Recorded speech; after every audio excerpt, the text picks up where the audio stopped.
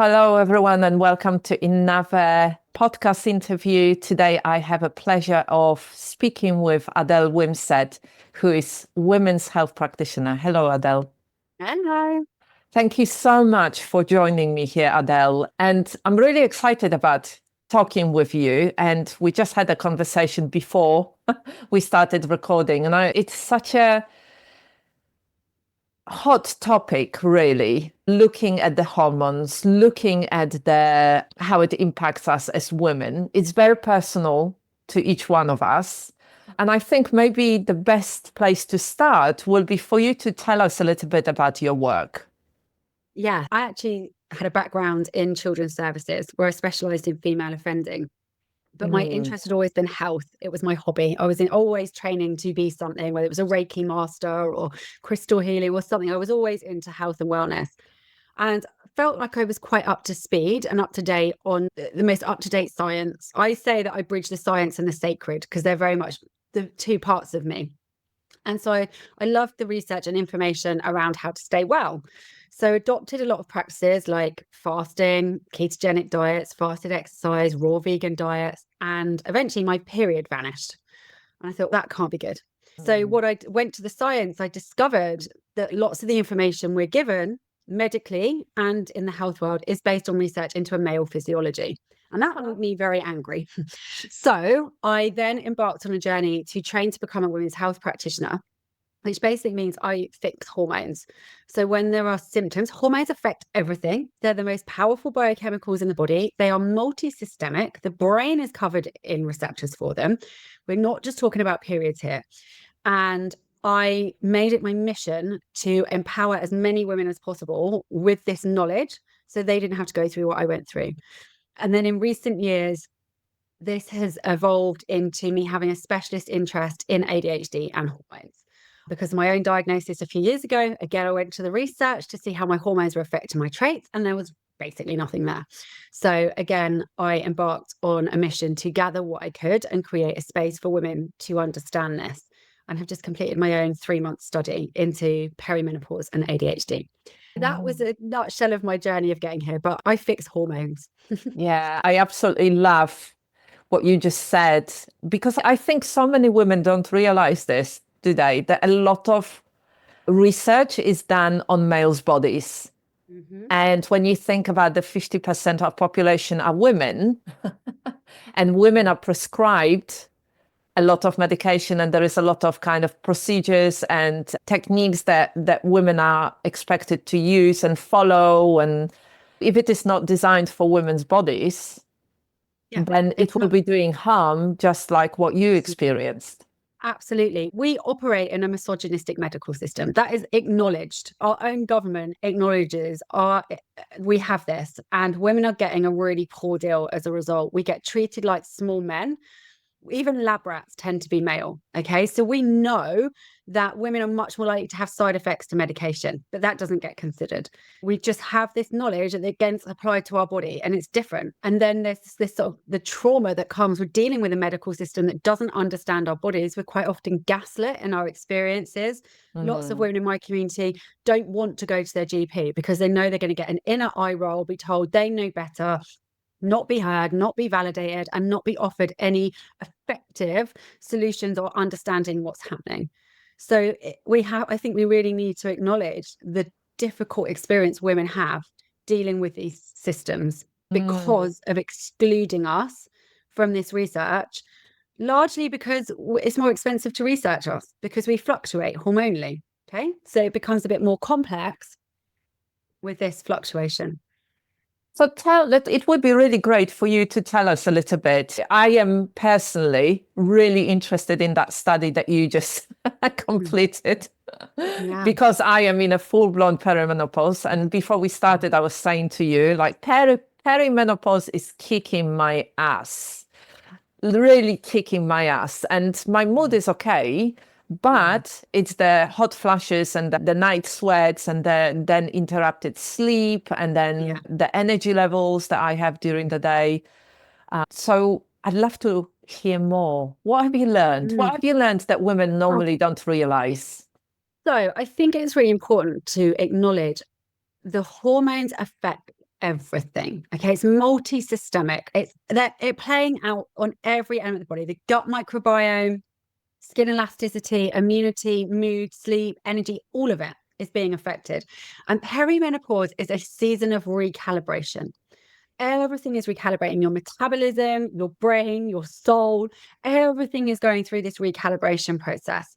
Now, I became curious about looking at this season for ADHD women, but it affects all women as well, because this is a time that we know lots of women are getting diagnosis. And estrogen is the hormone that gets all the spotlight. And my favorite hormone ever is progesterone. And she doesn't get the spotlight she deserves. So I call estrogen the party girl. Okay. When she's in the right levels for your body and she's behaving herself, she is the party girl that will make you sociable and sexy and confident. She'll sensitize your dopamine and serotonin. She is wonderful. However, too much partying makes us feel like crap. So nature has given us the balance, if we are ovulating and if our adrenals are functioning well, to produce progesterone. So if estrogen is the party girl, progesterone is like the mama who comes back to the house party and says, party's over, calm down and go to sleep. Okay, so she sensitizes a neurotransmitter called GABA, which is what relaxes us. Whereas estrogen sensitizes glutamate, which is excitatory, which is stimulating. Okay, we need to be very careful with estrogen because she can cause problems in the body if she's not kept in check. So we see things like fibroids, these estrogenic linked conditions like endo and adenomyosis, not that they're caused by estrogen, but they're affected by it. She's a proliferator, she's anabolic, she can be quite inflammatory. So she's like the fire, whereas progesterone is like the water that goes calm everything down. So we need this balance. Now, when we're seeing these traits really flaring up in women, and actually women's mood generally changing late 30s, early 40s, this is progesterone deficiency. Okay. And we're not noticing that this is what's happening because we don't link with this being perimenopause, because it isn't a hot flash or a dry vagina. It's about mood. And this is happening from our late 30s. We're not ovulating so much. So progesterone declines, which means estrogen dominates. Doesn't mean you're producing too much. It just means that she's not being kept in check by the mama. Okay. So what we start to see is reduction in bandwidth. Things that would never have overwhelmed us before start to overwhelm us. Things women often say, I don't understand why I'm getting anxious about driving. I used to drive all over the place, or going to a place that I need to check there's parking. I'm thinking, why am I doing this? Sleep isn't as restorative. We might find ourselves getting anxious about things, this inner scratchiness, not being able to be really present with life and thinking, why am I not enjoying this? It's not a depression. It's just not being able to hook into the experience. Now, what happens here when we see this profile picture, you're not getting the mood stabilization and nervous system regulation that progesterone provides. That's shipped out. What should happen is that our adrenals pick this up in perimenopause and produce enough estrogen and progesterone for us not to be symptomatic. We'll never produce the levels that ovaries did, but we should have enough. The problem for our generation, which science shows, is we are the most chronically stressed generation of women that have existed. We were told the lie that we could have the education, the career, the Pinterest-worthy houses, all the stuff, look after our health, make sure we're socializing, all these things. And we are entering perimenopause with our adrenals being whacked. And therefore, when the ovaries knock on the door of the adrenals and say, please, can you take over? They're absolutely not. I'm barely staying on top of my stress hormone production. That's the priority. See you later. So we are left as a generation in this season experiencing a huge amount of symptoms. And this tends to be worse. The science shows us ADHD women tend to have a much worse perimenopause, much more prone to PMDD, much more prone to postnatal depression. And this is the hormones. So we don't have the protective benefits of the progesterone. Estrogen's dominating. And then this is where it gets really interesting, is ADHD people tend to have more of a tendency towards histamine issues. We don't know why, but we know. And also in perimenopause, lots of women find this, that they start getting hay fever and allergies. This is because that progesterone acts like an antihistamine and it's not there. Estrogen feeds histamine and histamine feeds estrogen. So this estrogen dominant pattern is flaring up histamine. And it doesn't mean you're going to be sneezing and getting hives, but your mood might feel awful. You might just feel meh. It can affect your sleep. It can make you feel anxious. So we then have that on top. And then with ADHD people, we tend to see genetic issues around how we methylate, how we detox estrogen. And this turns them into estrogen gremlins, which have a massive impact on mood. And all of the women I saw in the study had this element of this. And we couldn't test the genetic testing, but everything else we had there. And the women who did have this data, it showed an issue with this. So no wonder the lid comes off in perimenopause, right? You look at that within this multi-systemic effect, all it causing the neuroinflammation, flaring everything up. Here we are. The strategies don't work, the lid falls off. Oh my God, Adele, I wish we had this conversation a few years back, because you just described most of the stuff, if not all, that I've been experiencing. I've always had a really bad allergies. Always had a lot of PMT, always had those mood swings that were definitely hormonally related. And in my perimenopause, it's all coming out. It's just, it's flooding me continuously. I found it really interesting what you just said about this connection with the ADHD and neurodivergence and the hormonal kind of stuff. And can you say a little bit more about that? Yeah. So what we tend to see is we have got little bits of research coming out now, which is really nice. Previously, we only really had one in 2018, whereas in the last couple of years, some of this research is coming out, which is really only validating what we knew. But the relationship is I don't think there's a definitive answer of what ADHD is. I think people have always had this kind of brain throughout human evolution. It's just that the environment we're living in right now is like sending it crazy. It's on steroids because we're not meant to live like this. But the relationship with the hormones is that we know in ADHD, there's something with neurotransmitters, dopamine, serotonin predominantly. Are we not producing enough, or do we detox it too quickly? So the brain's always looking for more. There's something here with it. But what we do know is that estrogen sensitizes dopamine and serotonin, so it makes it work better.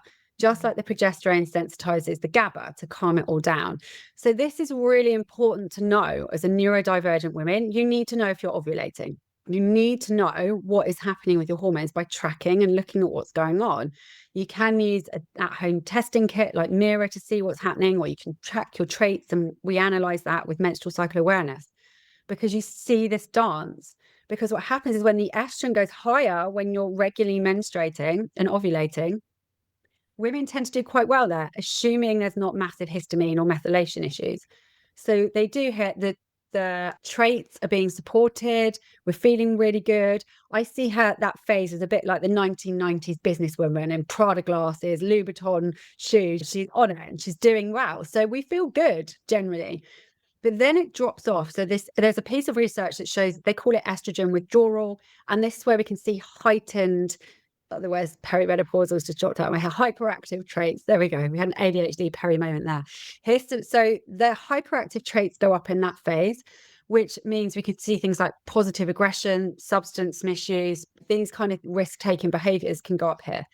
Then in the last phase, as we then go into the luteal phase closer to the bleed, we see a flare-up of inattentive traits, and it's thought that might be linked through to this. There's a second estrogen rise there, and then that withdraws. And this seasons of estrogen withdrawing in this piece of research is thought to be triggering of the traits.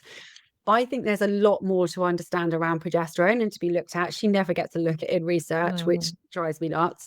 But I think we can't ignore hormones when we are looking at ADHD traits.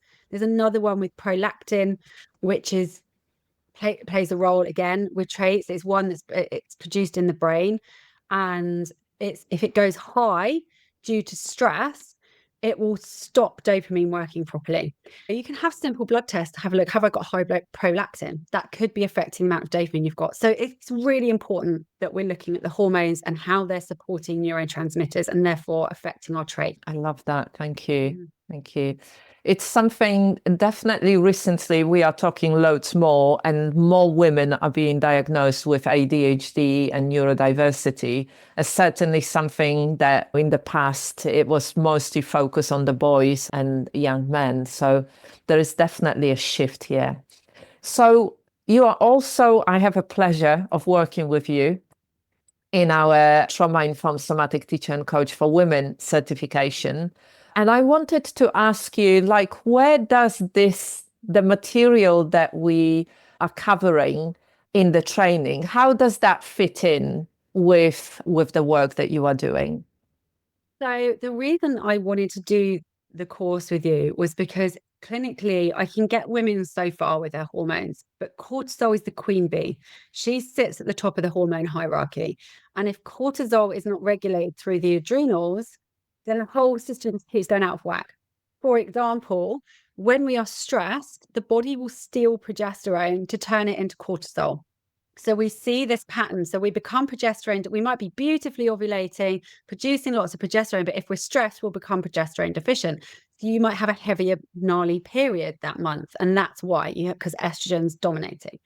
So progesterone plays such an important role, and we need her to feel good. So we have to support the adrenals. And most of us aren't. We're wired, we're overworked, we're overstimulated. Yeah. Particularly, I see in neurodivergent women, we have a much more sensitive nervous system. We're on all the time.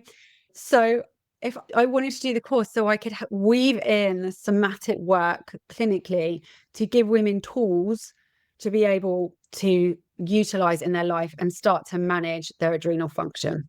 I love that. So it's actually, that means that you're working on different levels with women.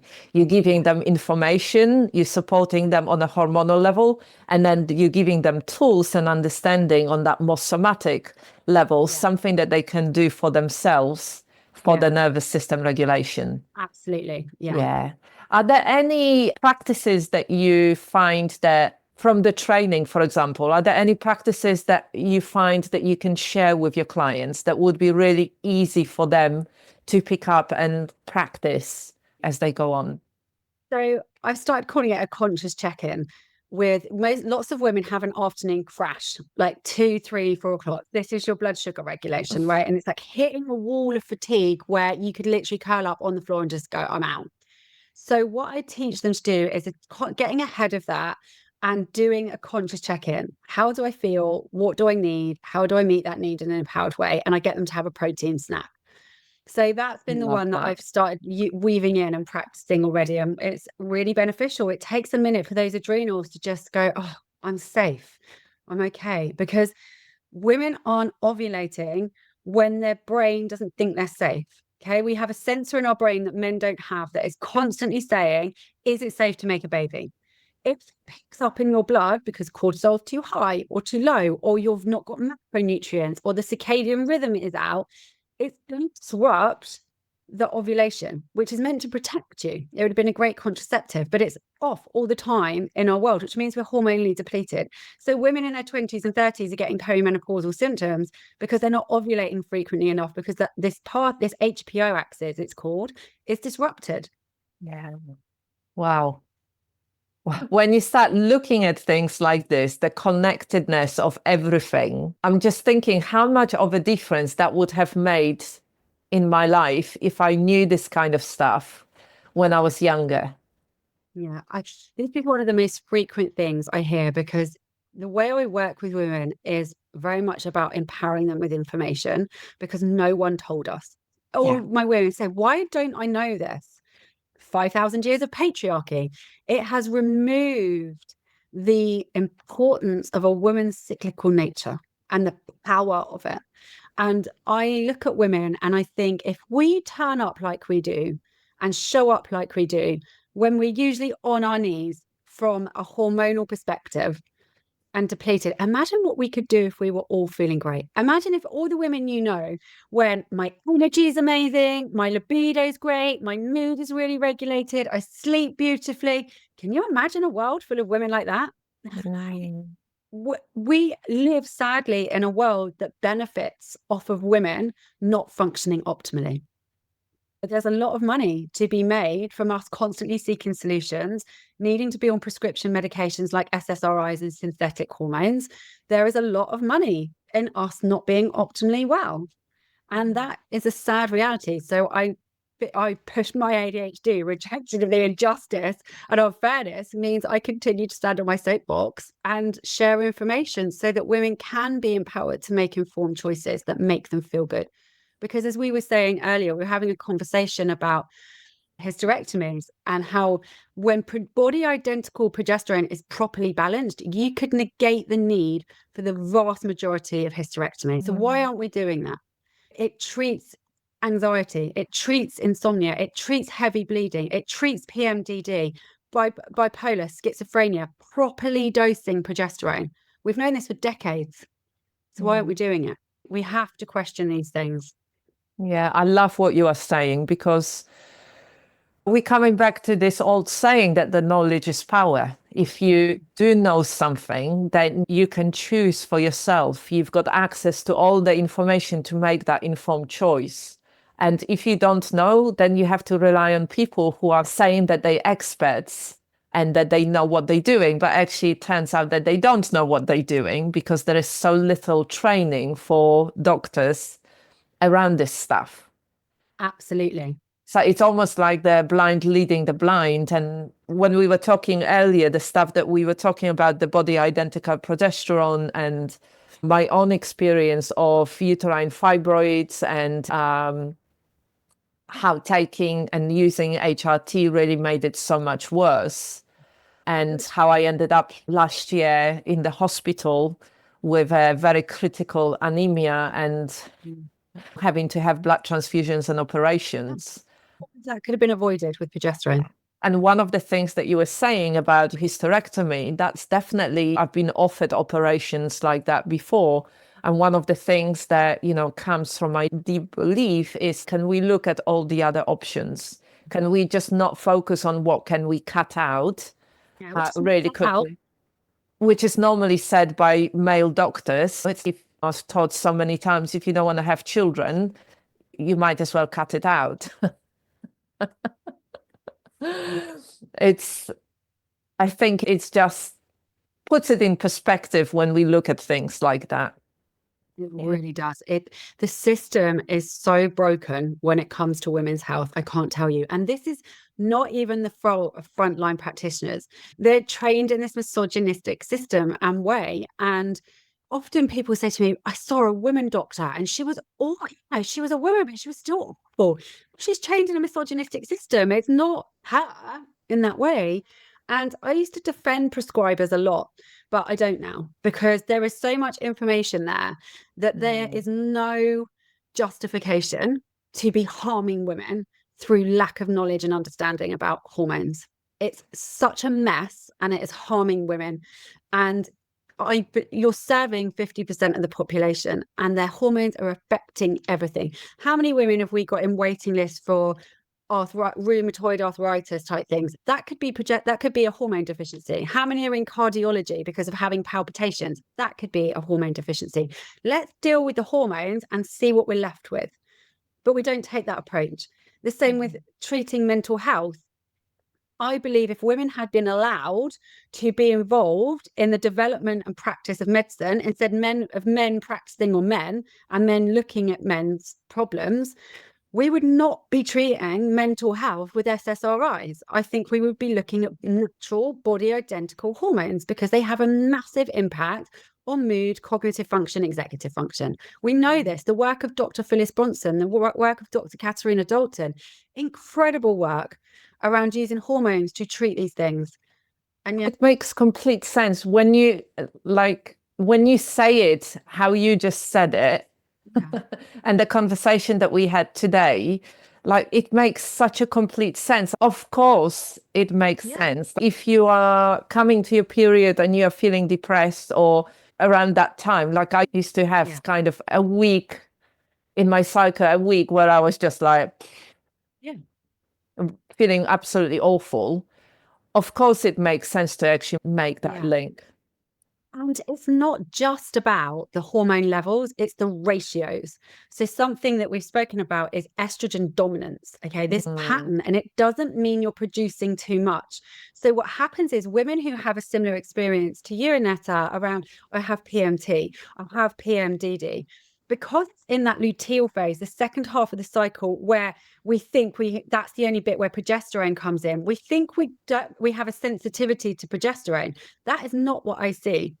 What I see clinically is estrogen dominance. We're not producing enough progesterone to keep the amount of estrogen we're producing in check. So we see this massive impact on mood in that phase of the cycle. And the solution is properly dosing on body identical progesterone. Dr. Katerina Dalton's work, she used progesterone to treat PMDD very effectively for a very long time.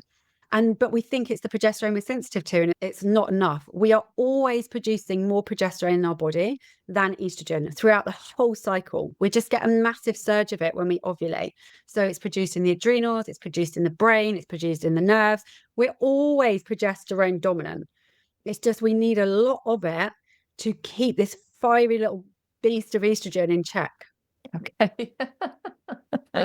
So if I ask you, like, because I'm sure a lot of women who are listening to this conversation will be like, oh my God. What would be the first thing that you would advise somebody if they can really resonate with what you are saying? If they think, oh my God, that makes sense. What do I do with it now? Something that's available to you, I would suggest testing with something called the mirror. It's at home, it's as accurate as blood tests, it's a urine test, and we will see exactly what your estrogen and progesterone levels are and see the ratios. So if that's an option, that's great. Blood tests aren't very helpful for estrogen and progesterone because hormones pulse. So 5 minutes later, it will read differently. But that's where I would start if that's an option. Otherwise, we want to start, you can replenish with over-the-counter creams. Wild jam doesn't work when it's taken transdermally. If you can get it taken herbally, I'd suggest with a medical herbalist, you can look at wild jam. But in terms, you look at ways to replenish the progesterone. So the over-the-counter creams, you just put it on and it can be quite supportive, particularly for things like PMT. The other thing is we want to boost the body's natural production of this. So for me, it comes back to adrenal health. What is happening with your adrenals? How is your nervous system? How are you supporting them to be able to focus on that? In when we're looking at peri, if you're menstruating and ovulating in your 20s and your 30s, you want to optimize your ovulation. So we come back to this sensor, feeling safe to ovulate. Are you eating regularly? Are you eating lots of processed food? Are you regulating your blood sugar levels? How are you moving your body? How are you honoring your sleep? Lots of people come to me and expect a really complex protocol. No, get pillars of health right first and then see what you're left with. Yes, sometimes we have to do complex things around liver methylation or gut or things like that. But for most women, we're looking for this magic supplement. It doesn't exist. There is no supplement that's going to sort your hormones out. Okay. We need to take these basic pillars of health and think, how did our ancestors live? And weave as much of that into our life as possible. And then once that brain feels safe, you will optimize your natural progesterone production. I want to laugh at this point because the amount of money I spent on supplements over the last few years. And it drives me absolutely insane because it's like they're so expensive, where you can buy the same supplement without anything mentioning about perimenopause or menopause. Yeah. You take the same thing, stick something for women and menopause symptoms or perimenopause symptoms, and it's double the price. And no point. I mean, as long as your nervous system isn't already stressed out and you start chucking a load of supplements at it, because that is just adding more stuff for the nervous system to have to sort out. Okay. So supplementation can, in certain points, be useful for specific things. But what we do is we go, that sounds great. We chuck it all at the wall and hope something sticks. We have this supplement cupboard we've all got of the half finished, half open. Did I remember to take them? It just, particularly for ADHD people, if you can't take it consistently, don't bother, because they need consistency. Consistency is not our friend. If it's not in our line of vision, it doesn't exist. So we need supplements out and as few steps as possible to take them. But I feel the supplement industry has just become like the new pharmaceutical. I'll take this. But no, let's deal with these basic pillars of health first before we're spending £300 a month on supplements. Yes, I love what you are saying. And It's really coming back to basics. This is what I hear you say. Coming back to basics, having enough rest, eating when you're hungry and eating the right kind of stuff, the real food. Yeah.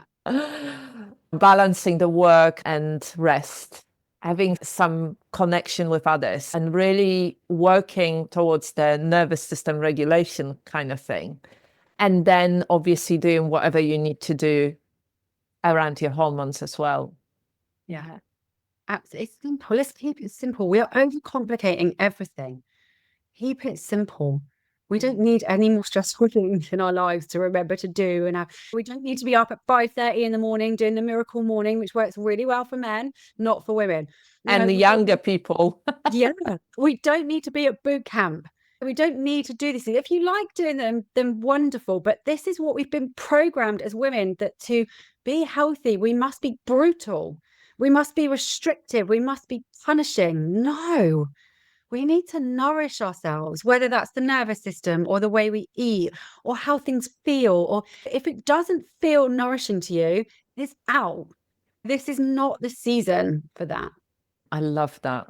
I love that. It really aligns with what I feel in every cell of my body, which is that it needs to be the season of really developing that kindness and self-compassion for myself, rather than disowning our bodies, disowning our needs, trying to do something from the outside in. My pet hate is always seeing a really young man trying to do fitness or some kind of stuff for women in the autumn of their lives. It's like weight on your belly and this is what you need to do. Please go away. No. Oh, thank you so much, Adele, for this conversation. Is there anything else that you feel would be really useful to add to this conversation for our listeners? Like to weave in here, because it's something that's been coming up a lot in my community on Instagram, is how people feel about HRT. And I just want to take the shame away of it, because I'm someone, I don't touch medication unless I have to. It's amazing that we have it, but I really very much in natural. I have no toxins in my home. This is my lifestyle. But I see quite a lot in spiritual communities, this shaming of women who choose HRT. And this is because of this real misunderstanding around it. And the women I see doing this are often women in a very privileged situation where they're either not working, or they've carved out lives where if they don't sleep that night, it doesn't matter, or they're not having symptoms that someone is seeing. I believe women have been told that they should suffer on some level that is part of being a woman all their lives. Women should not have to suffer in perimenopause. There are lots of solutions we can look at. HRT is rarely the golden ticket, but it's a big part of it for lots of women. And I just feel whether you choose HRT or you don't, let's take the judgment out. Why should a woman have to stop being intimate with her partner because she's in agonizing pain all the time? Why should she not sleep? Why should she have to leave her career because she doesn't have the cognitive function and his inner critic is coming out loud that she can't do it? Why should any woman have to go out because someone in a more privileged position is shaming and judging her choice? So it just felt really cool to speak to that, because it's something I'm seeing coming up in community, in that let her do her, whatever that looks like. And let's start collectively taking the shame and judgment out of the choices women make about their bodies. So yeah, I just felt to share that. I love that. Thank you so much for sharing that. And I think we can even extend it to any medication, antidepressant medication or antipsychotic medication, if you have the need for that. And that's the best way that you can be supported in that moment. Yeah. This is what it's there for. Our medical system is really wonderful, and we need to use it at some levels. And just hearing you say that, even though my experience with HRT was not great because it wasn't really what I needed, I'm still open to looking at very clearly needing to support my progesterone on some level. And I am very open to whatever will make my life better, my sleep better. Oh, sometimes a good night's sleep. Yes. It's not a lot. And progesterone, if you're not sleeping, that's progesterone. You take progesterone, it's like, Oh, that was wonderful. Yeah. What?